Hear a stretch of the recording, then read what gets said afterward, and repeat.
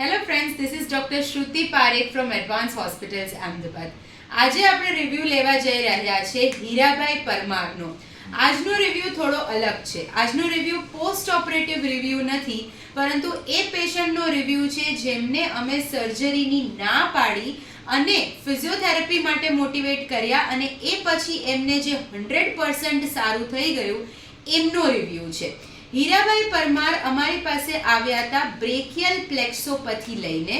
જ્યારે એ આવ્યા ત્યારે એમના હાથની શોલ્ડરની મૂવમેન્ટ ઓલમોસ્ટ 0 to 20 ડિગ્રીઝની રેન્જમાં જ હતી અને એમના એક્ઝામિનેશન કર્યા પછી ખ્યાલ આવ્યો કે એમને બ્રેકિયલ પ્લેક્સસ ઇન્જરી હોઈ શકે છે.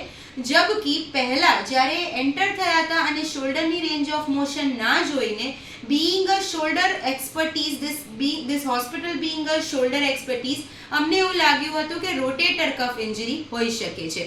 રોટેટર કફ એટલે મસલનું જે શોલ્ડર પર બંડલ હોય છે, 4 મસલ્સનું બંડલ, જે મેઇન 4 મસલ્સ આપણી શોલ્ડરની મૂવમેન્ટ્સ કરવામાં હેલ્પ કરે છે, દેટ ઇઝ રોટેટર કફ. અને બ્રેકિયલ પ્લેક્સસ એટલે નેકમાંથી ઓરિજિનેટ થતું નર્વ્સનું જે બંડલ હોય છે, જેમાં ઇન્જરી હોવાથી પેરાલિસિસ થઈ શકે છે. એમને હતું pseudo paralysis, Parsonage Turner syndrome and brachial plexopathy જેને કહેવાય છે એ હતું. અને અમે એમને સર્જરીની સલાહ ના આપીને ફિઝિયોથેરાપીની સલાહ આપી અને જે પછી એમણે એ ટ્રાય કર્યા પછી એમને કેવું છે એમના જ મોઢેથી જાણીએ. તો હીરાભાઈ, તમે ફર્સ્ટ ટાઈમ અહીંયા ક્યારે આવ્યા હતા? 2024 ની સાલ, ચોથા મહિના એપ્રિલ માસમાં 2024 સાલમાં અહીંયા મોબાઈલ મારફતે અમને આપણા એડવાન્સ હોસ્પિટલનું એડ્રેસ મળ્યું અને એના થકી અમે અહીંયા આપણી પાસે સારવાર માટે આવેલા હતા. અને અમને તે વખતે સાહેબે કીધું કે તમને આ શોલ્ડરની તકલીફ છે, નસોનો પ્રોબ્લેમ છે, તો વગર ઓપરેશન અમે તમને ઠીક કરી દઈશું એવું અમને સાહેબે જણાવેલું હતું. અને એમના થકી છે આજ દિન સુધી અમે 1 વર્ષ સુધી દવા ગોળીઓ ખાધી અને અમને ફિઝિયોથેરાપીની સલાહ સૂચના આપેલી હતી. તો અમે અમારા ગોધરા મુકામે ફિઝિયોથેરાપી જઈને અવારનવાર સવાર સાંજ બંને ટાઈમ જઈને ફિઝિયોથેરાપી કસરત કરી. હાથના મુવમેન્ટ પહેલાં બિલકુલ નહોતું થતું 2024 સાલમાં.